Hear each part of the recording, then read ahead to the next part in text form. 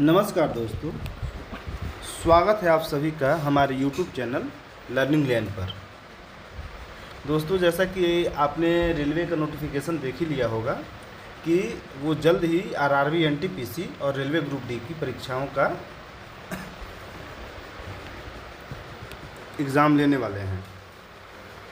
तो हमारी टीम ने इसी आगामी परीक्षा को देखते हुए रेलवे में जो प्रीवियस ईयर के क्वेश्चन पूछे गए हैं उस पर हमेशा वीडियो के माध्यम से सारे डाउट्स क्लियर कराने का एक इनिशिएटिव लिया है। तो आज इस वीडियो के माध्यम से हम देखेंगे कि 9 मई 2022 को जो CBT 2 हुआ था लेवल 4 के लिए CBT 2, उसमें जितने भी जीएस के प्रश्न आए थे उन सभी पे हम लोग चर्चा करेंगे। तो आइए देखते हैं, चलते हैं पहले स्लाइड में। तो हमारा पहला क्वेश्चन है, निम्नलिखित में से किस नदी को चीन के तिब्बत क्षेत्र में यारलुंग सांगपो के नाम से जाना जाता है? तो ऐसी कौन सी नदी है जो चीन के तिब्बत के क्षेत्र में यारलुंग सांगपो के नाम से जानी जाती है? तो इसका मतलब कि चीन के तिब्बत के क्षेत्र में वो नदी बहती होगी, तभी वो उसको यारलुंग सांगपो उस नदी में कहा जाता होगा।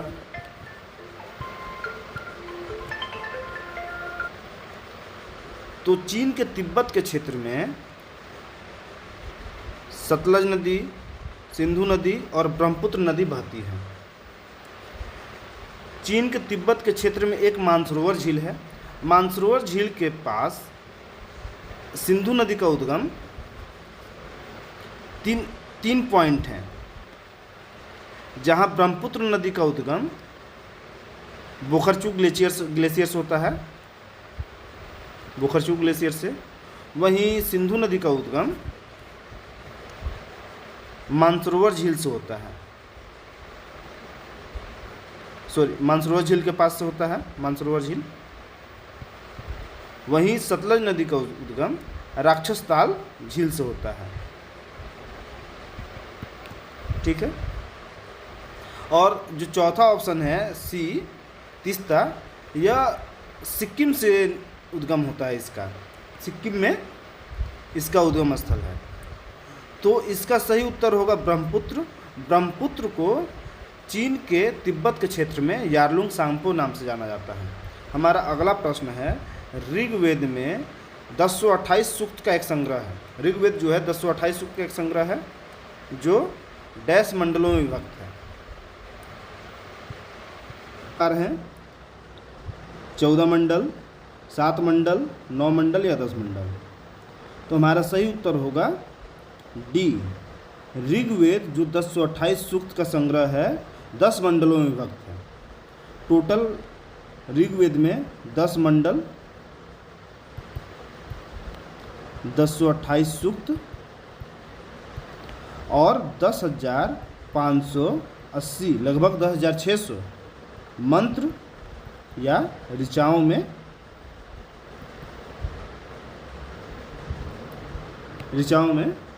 विभक्त है।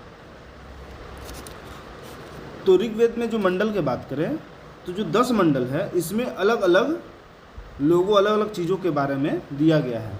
जहाँ तीसरा मंडल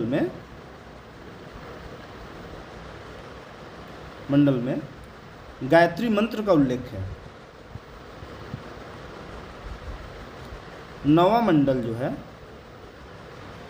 सोम को समर्पित है। और 10वां मंडल में पुरुष सूक्त के बारे में दिया गया है। पुरुष सूक्त के बारे में दिया गया है, जिसमें 10वां मंडल जो है सबसे नवीनतम मंडल है। 10वां मंडल सबसे नवीनतम है और 2 से 7 मंडल सबसे पुराने मंडल है। 2 से 7 के बीच में जितने भी मंडल हैं सारे पुराने मंडल हैं। अब आगे आते हैं, मेमोरी के संबंध में USB का पूर्ण रूप क्या है? हमारा ऑप्शन है यूनिक सीरियल बस, यूनिक सर्विस बस, यूनिवर्सल सीरियल बस या यूनिवर्सल सर्विस बस। तो यूएसबी का जो पूर्ण रूप है universal serial bus, option C होगा। इलेक्ट्रॉनिक उपकरण को कंप्यूटर से जोड़ने की व्यवस्था ही यूएसबी है। जैसे डाटा ट्रांसफ़र करना, बिजली की आपूर्ति करना, ये सब जो है यूएसबी के ही द्वारा होता है। जैसे आजकल जो चार्जर आए हुए हैं, चार्जर में आप देखे होंगे यूएसबी केबल का यूज होता है, तो उससे हम लोग यूएसबी केबल के द्वारा कंप्यूटर से मोबाइल में डाटा ट्रांसफ़र करते हैं, डाटा जो है मोबाइल से कंप्यूटर में भी डाटा हस्तांतरित करते हैं। इसका यूज चार्जिंग के रूप में भी होता है। तो यूएसबी का पूर्ण रूप क्या हो गया? यूनिवर्सल सीरियल बस। अगला क्वेश्चन है, चौथा नंबर क्वेश्चन, भारत के निम्नलिखित में से किस पड़ोसी देश का क्षेत्रफल सबसे कम है? हमारे ऑप्शन है म्यांमार, भूटान, पाकिस्तान और नेपाल। तो पहले देख लेते हैं इन सभी का पोजीशन, के सभी कहाँ कहाँ स्थित है।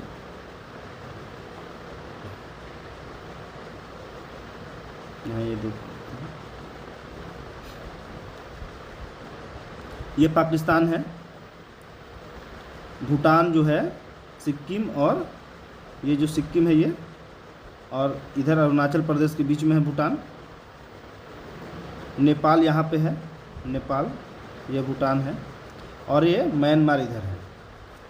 तो हमारा जो इसमें जो पड़ोसी देश हैं उसमें सबसे कम क्षेत्रफल भूटान का है, और भूटान के साथ सीमा जो भारत की जो सीमा लगती है उसमें पूर्व की तरफ सिक्किम, दक्षिण की तरफ वेस्ट बंगाल, दक्षिण पूर्व की तरफ असम, और पूर्व की तरफ अरुणाचल प्रदेश। चलिए अगले प्रश्न की तरफ चलते हैं।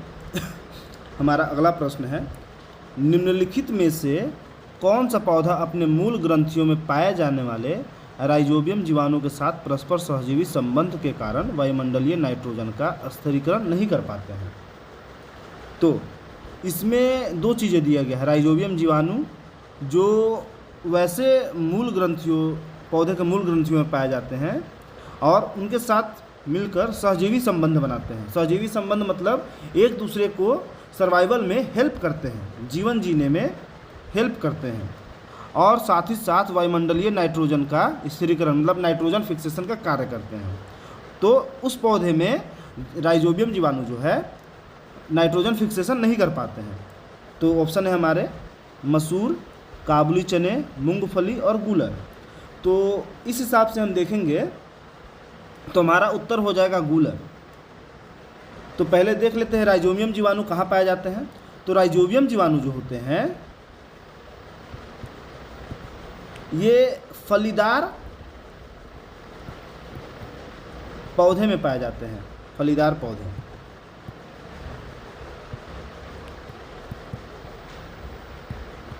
ये फलीदार पौधे के जड़ों में पाए जाते हैं, ठीक है। और इनका काम होता है राइजोबियम जीवाणु का कि ये वायुमंडल में जो नाइट्रोजन है उसका उपयोग कर अमोनिया में बदल देना और कई सारे उपयोगी तत्व में बदल देना और पौधों को भोजन मुहैया कराना। और वही पौधे जो है राइजोबियम जीवाणु को अपने जड़ों में सर्वाइवल देते हैं, तो इसलिए एक दूसरे का परस्पर सहजीवी संबंध हो जाता है। लेकिन गूलर जो होता है, गूलर कभी भी नाइट्रोजन स्थिरीकरण नहीं कर पाते हैं, जिसमें मसूर, काबुली चना और पीनट जो है मूंगफली, ये सब नाइट्रोजन ये इसमें इसके जड़ों में राइजोबियम जीवाणु रहते हैं और साथ ही साथ वायुमंडलीय स्थिरीकरण भी करते हैं। लेकिन गूलर जो फीकस है उसमें नहीं होता है। अगला क्वेश्चन है, निम्नलिखित में से कौन सा तत्व आधुनिक आवर्त सारणी का डी ब्लॉक का तत्व है? हमारे ऑप्शन है Na, Fe, Ca, Mg। Na sodium, Fe iron, Ca calcium और Mg मैग्नीशियम। तो हमारा जो आधुनिक आवर्त सारणी है जिसमें टोटल 118 तत्व हैं, तो उसको 4 ब्लॉक में बांटा गया, S, P, D, F। तो हमारे S ब्लॉक के एलिमेंट हैं आपके सोडियम, कैल्शियम और मैग्नीशियम, ये S ब्लॉक के एलिमेंट है। वहीं जो है डी ब्लॉक का एलिमेंट जो है आयरन है, Fe। तो हमारा उत्तर हो जाएगा बी। इसका उत्तर हो जाएगा 5 का सी, 5 का डी। अगला क्वेश्चन है, हुगली नदी के तट पर अंग्रेजों द्वारा पहली व्यापारिक कोठी कब बनाई गई थी? तो हुगली नदी, हमारा ऑप्शन है 1641, 1651, 1661 और 1671। तो हुगली नदी के तट पर जो भारत का पूर्वी तट है उसमें पहली व्यापारिक कोठी अंग्रेजों की 1651 में, ऑप्शन बी में कोठी बनाई गई थी।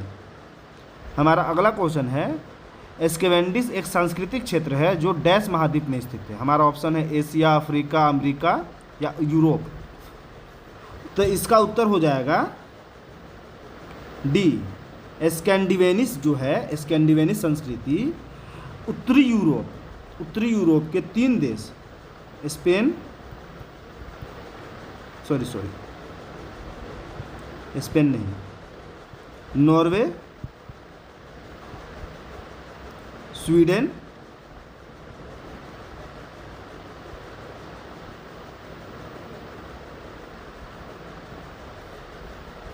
और डेनमार्क,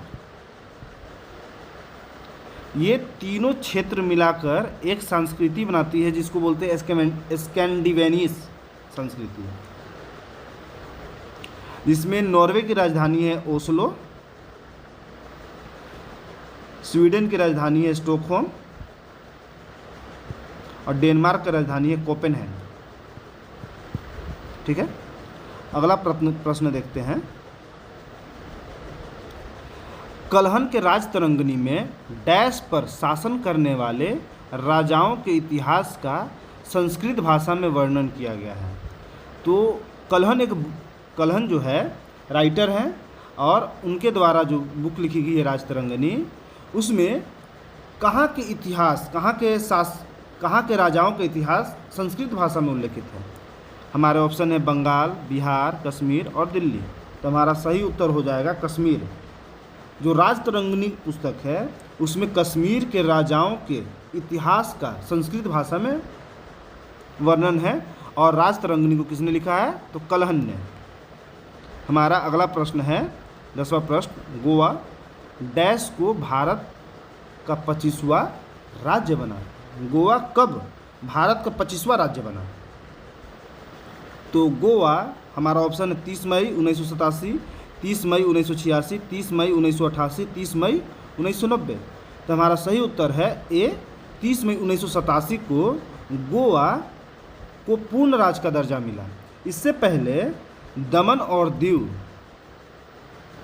दमन एंड दीव के साथ मिलकर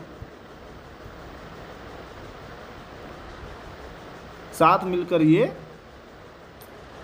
केंद्र शासित प्रदेश थे, जो 1961 में केंद्र शासित प्रदेश, यूनियन टेरिटरी।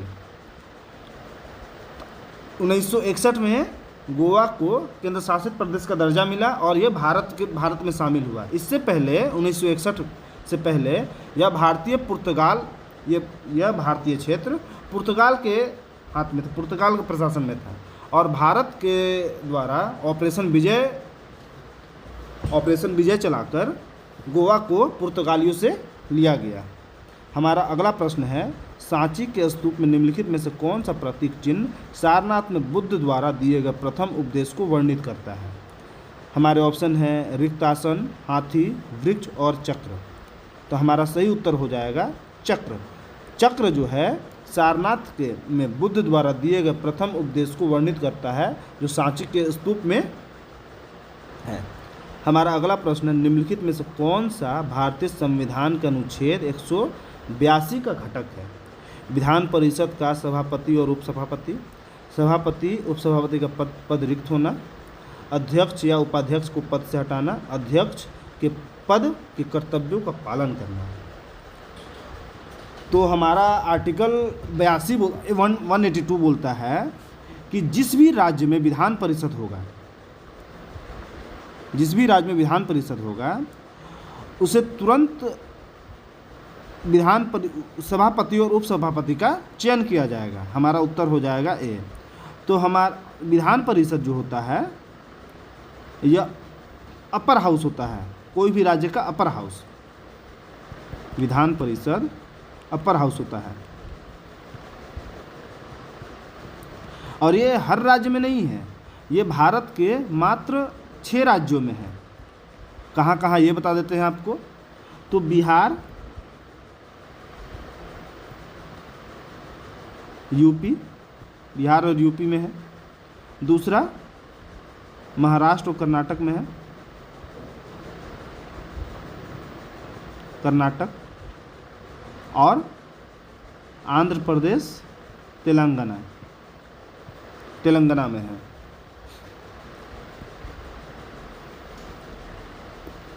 हमारा अगला प्रश्न है, सिद्धि धमाल नृत्य निम्नलिखित में से किस राज्य या केंद्र शासित प्रदेश से संबंधित है। हमारे ऑप्शन है नागालैंड, लद्दाख, अंडमान और निकोबार, गुजरात।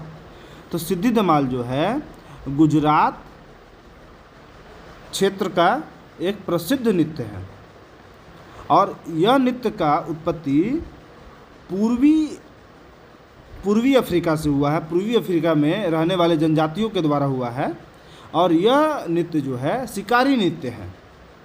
हमारा अगला प्रश्न है, भारतीय संविधान का अनुच्छेद 352 किससे संबंधित है। राज्य आपातकाल, राष्ट्रीय आपातकाल, वित्तीय आपातकाल, राष्ट्रपति शासन। तो हम जानते हैं आर्टिकल जो है, आर्टिकल 352 से 360 तक हमें आपातकाल के बारे में पता चलता है यहाँ से। तो जहाँ आर्टिकल 352 जो है राष्ट्रीय आपातकाल बताता है, वहीं राष्ट्रपति शासन 356 बताता है और वित्तीय आपातकाल 360।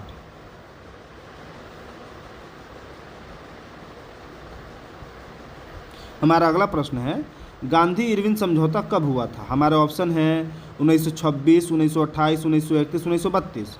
तो गांधी इरविन समझौता 1931 में हुआ था और इसी को दिल्ली पैक्ट भी बोलते हैं, क्योंकि यह समझौता दिल्ली में हुआ था, इसलिए इसको दिल्ली पैक्ट भी बोलते हैं। तो इसके पीछे, गांधी इरविन समझौता होने के पीछे कारण थे, जब गांधी जी जो है सिविल डिसोबीडियंस, सविनय अवज्ञा आंदोलन जब शुरू करने वाले थे 1930 में, तो उन्होंने पहले इरविन से एक प्रस्ताव, एक समझौता, एक जो है लगभग हमको लगता है कि 11 बातों पे उनसे सहमति चाहते थे और उस पर ध्यान आकर्षित करना चाहते थे, लेकिन इरविन जो है इनकी बातों को नहीं माने और इसी कारण जो है फिर 1930 में सिविल डिसोबीडियंस हुआ और उसमें नमक कानून इसमें तोड़कर इस आंदोलन की शुरुआत हुई। और जब 1930 में गोलमेज सम्मेलन हुआ और पहले गोलमेज सम्मेलन में जब भारतीय राष्ट्रीय कांग्रेस से कोई भी व्यक्ति भाग नहीं लिए, तो ब्रिटिश प्रधानमंत्री, उस समय भारत के तत्कालिक गवर्नर जनरल या वायसराय, इरविन को यह आदेश दिए कि जाइए और भारतीय राष्ट्रीय कांग्रेस को अगला गोलमेज सम्मेलन में भाग लेने के लिए किसी भी तरीके से राजी कीजिए। तो इसीलिए गांधी जी का जो है इरविन से समझौता होता है 1931 में, और जो 1930 में ये सिविल डिसोबीडियंस के पहले जो भी प्रस्ताव इरविन के सामने रखे गए थे गांधी जी के द्वारा, इरविन उसको मानने के लिए तैयार हो गए थे। लेकिन बाद में फिर जब ये गोलमेज सम्मेलन, जो दूसरा गोलमेज सम्मेलन भी सक्सेस नहीं हुआ, तो फिर जो है यह जो समझौता हुआ था उसको खारिज कर दिया गया था। अगला क्वेश्चन देखते हैं, निम्नलिखित में से वर्ष 2011 की भारतीय जनगणना के अनुसार भारत के निम्नलिखित में से किस राज्य में अनुसूचित जाति की जनसंख्या दर्ज नहीं की गई थी। हमारे उत्तर है नागालैंड, असम, त्रिपुरा या सिक्किम।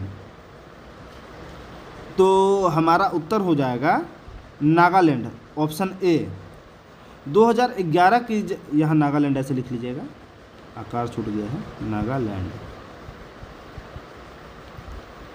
2011 की जनगणना में टोटल 4 राज्य थे जहाँ पे अनुसूचित जाति SC शेड्यूल कास्ट की जनसंख्या को दर्ज नहीं किया गया था। वैसे कौन कौन से हैं? अरुणाचल प्रदेश, नागालैंड, लक्षद्वीप और एक और है अंडमान एंड निकोबार द्वीप समूह। हमारा अगला प्रश्न है, निम्नलिखित में से कौन सी नदी भारत के पड़ोसी देश नेपाल से निकलती है? हमारे ऑप्शन है राप्ती, ब्रह्मपुत्रा, सिंधु और सतलज। तभी हम आपको बताए होंगे पहले क्वेश्चन में ही, ब्रह्मपुत्रा और सिंधु और सतलज का, ये तीनों का उद्गम जो है चीन के तिब्बत क्षेत्र के मानसरोवर झील के आसपास हुआ है। वहीं राप्ती जो हमारा आंसर हो जाएगा ए सही, राप्ती नदी का उद्गम नेपाल से हुआ है। भारत के पड़ोसी देश जो नेपाल है, भारत का उत्तरी सीमा साझा करता है, वो वहीं से निकलती है। हमारा अगला प्रश्न है, भारतीय संविधान में संसदीय स्वरूप को कहाँ से लिया गया है? तो हमारा ऑप्शन है इस प्रकार से, अमेरिका, ब्रिटेन, आयरलैंड और स्विट्जरलैंड। तो हम जानते हैं कि जब भारत का संविधान का निर्माण हो रहा था, भारत का संविधान तैयार हो रहा था, तो भारत के संविधान निर्माण करने वाले जितने भी लोग थे, अलग अलग देशों से जो भी अच्छी चीज़ हो सकते थे उनको ग्रहण किए, और ये ग्रहण करने के स्वरूप ही, ग्रहण करने के कारण ही हमारा संविधान दुनिया का सबसे बड़ा लिखित संविधान हुआ, क्योंकि हमने हर देश से कुछ ना कुछ अच्छा चीज़ ही लिया। तो वहीं संसदीय स्वरूप जो है हमने ब्रिटेन से लिया, अमेरिका से हमने समानता का अधिकार लिया, आयरलैंड से हमने DPSP लिया, directive principle of state policy, जिसको राज्य के नीति निर्देशक तत्व भी बोलते हैं। स्विट्जरलैंड से क्या लिया था, एक मिनट, वहीं स्विट्जरलैंड से अनुपातिक प्रतिनिधित्व प्रणाली ली गई है। यह एक चुनाव प्रणाली है जिसमें मतदाता किसी पार्टी के लिए वोट करते हैं और फिर सीटें पार्टी के वोट शेयर समानुपातिक होती है। हमारा अगला प्रश्न है, निम्नलिखित में से कौन सा मानक इंटरनेट प्रोटोकॉल जिसका उपयोग इंटरनेट से जुड़े किसी एक कंप्यूटर से दूसरे कंप्यूटर में फाइलों को हस्तांतरित करने के लिए किया जाता है? हमारे ऑप्शन है telnet, FTP, HTTP, SMTP। Form होता है टेलीटाइप नेटवर्क, FTP का फुल फॉर्म होता है फाइल ट्रांसफ़र प्रोटोकॉल, HTTP का फुल फॉर्म होता है hyper text transfer protocol, SMTP का फुल फॉर्म होता है सिंपल मेल ट्रांसफ़र प्रोटोकॉल। तो हमारा सही उत्तर हो जाएगा B, FTP file transfer protocol. इसके ऑप्शन फुल फॉर्म से ही पता चलता है कि फाइल को ट्रांसफ़र करना।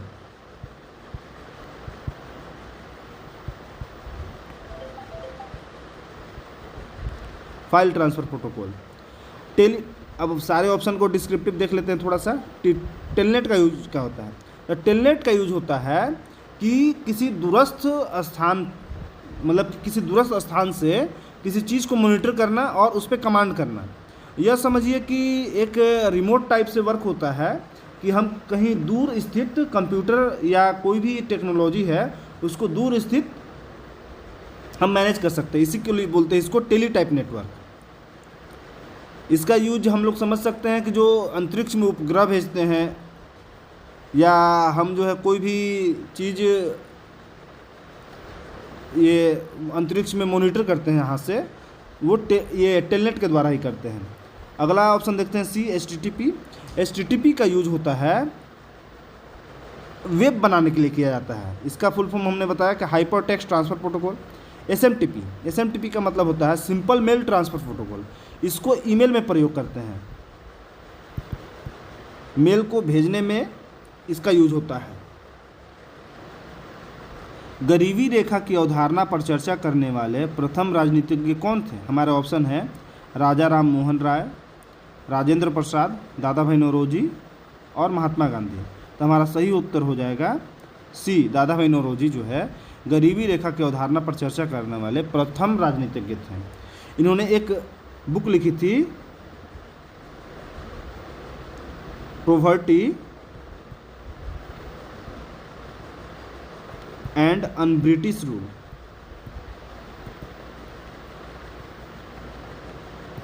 In India. इस किताब में इन्होंने धन का निकासी का सिद्धांत बताया था कि कैसे जो है ब्रिटिश जो है भारत को लूट रहा था, इसमें इन्होंने बताया। हमारा अगला प्रश्न देखते हैं, भारत में राष्ट्रीय ऑर्केस्ट्रा के संस्थापक कौन है? हमारे ऑप्शन है अनुष्का शंकर, आनंद शंकर, रविशंकर या उदय शंकर। तो हमारा सही उत्तर हो जाएगा रविशंकर, जो सितार वादक हैं और इंडियन क्लासिकल म्यूजिक को पूरे विश्व में एक अलग पहचान दिलाई, और इन्होंने ही भारतीय ऑर्केस्ट्रा के संस्थापक माना जाता है। और अभी हाल ही में आप लोग रील्स देख रहे होंगे रविराम रिखी जी का, जो सितार वादक है, जो अभी आप हमेशा देख रहे होंगे सितार इनका, जिनको जो ये रविशंकर जी के ही अंतिम शिष्य हैं, रविराम रिखी जी। हमारा अगला प्रश्न है, पाणिनि डैश नामक पुस्तक के संस्कृत व्याकरण का विकास प्रारंभ हुआ था? हमारा उत्तर है बुद्धचरित, अष्टाध्यायी, महावस्तु या ललित विस्तार। तो हमारा सही उत्तर हो जाएगा बी, अष्टाध्यायी जो है पाणिनि द्वारा लिखी गई है। यह संस्कृत व्याकरण का विकास इसी पुस्तक से मानी जाती है। 23वां प्रश्न है, अटल सुरंग मनाली को किससे जोड़ता है? हमारे ऑप्शन है शिमला, जम्मू, लाहौल स्पीति और कुल्लू। तो अटल सुरंग जो है मनाली को लाहौल स्पीति ऑप्शन सी लाहौल स्पीति से जोड़ता है। जब अटल सुरंग का निर्माण नहीं हुआ था तो लाहौल स्पीति और मनाली के बीच में रोहतांग पास पड़ता था,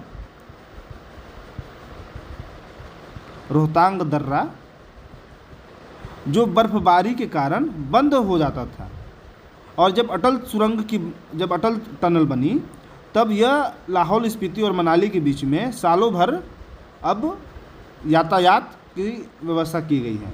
अटल सुरंग जो है टोटल 9.02 किलोमीटर है और यह 2020 में नरेंद्र मोदी जी द्वारा इनका उद्घाटन किया गया था। हमारा अगला प्रश्न है, हेपेटाइटिस ए डैश की सूजन से होता है जो हल्की से गंभीर बीमारी का कारण बन जाता है? हमारे उत्तर है ऑप्शन है यकृत, मस्तिष्क, हृदय या गुर्दा। तो हमारा सही उत्तर हो जाएगा यकृत। हेपेटाइटिस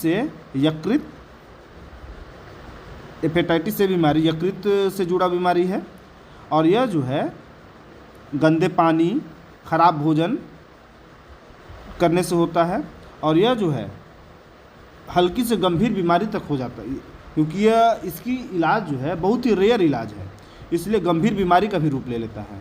हमारा ऑप्शन है, हमारा अगले प्रश्न पे चलते हैं, टाटा एयरलाइंस का शुभारंभ कब हुआ था? हमारे ऑप्शन है 1944, 1932, 1968 या 1956। तो हमारा सही उत्तर हो जाएगा बी, टाटा एयरलाइंस का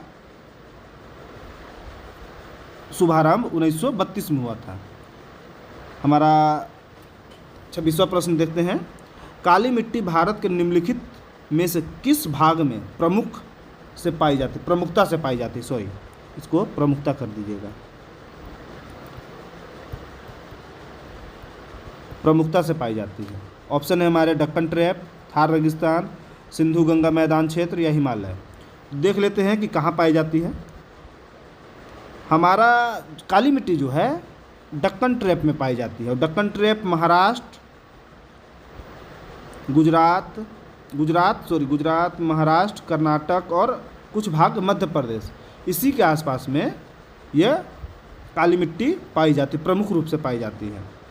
27वां प्रश्न देखते हैं, निम्नलिखित में से किस भू सर्वेक्षण उपग्रह को नासा और इसरो द्वारा संयुक्त रूप से प्रक्षेपित किया जाना है? हमारे ऑप्शन है निसार, रिसेट, कल्पना, ओशनसैट। तो हमारा सही उत्तर हो जाएगा निसार, जिसका फुल फॉर्म है NASA ISRO synthetic aperture radar. इसको पृथ्वी के सर्वेक्षण करने के लिए दोनों नासा और इसरो द्वारा तैयार किया गया है उपग्रह और इसको 2025 में प्रक्षेपित करना है, यह योजना बनाई गई है। हमारा अगला प्रश्न है, बंगाल की खाड़ी के तट पर कोणार्क मंदिर का मंदिर कब बना था? ऑप्शन है 10वीं, 11वीं, 12वीं या 13वीं। तो कोणार्क मंदिर का निर्माण जो है 13वीं शताब्दी में गंग वंश के राजा नरसिंह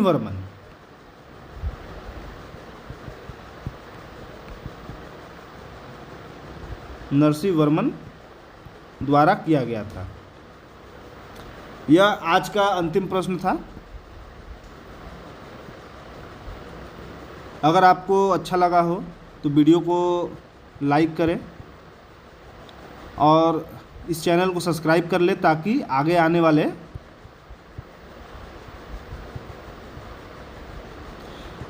वीडियो आपको ऐसे ही मिलते रहें। और बेल आइकन को भी टिक कर दीजिएगा ताकि जो भी वीडियो आए आपको उसका नोटिफिकेशन तुरंत मिल जाए। और अपने दोस्तों से भी शेयर करें। और आगे आने वाले जितने भी रेलवे के एग्ज़ाम होने वाले हैं और प्रीवियस में जितने भी एग्ज़ाम हुए हैं उससे रिलेटेड सारे वीडियो आपको इस चैनल पे मिलेंगे। यह वीडियो देखने के लिए धन्यवाद। Thank you.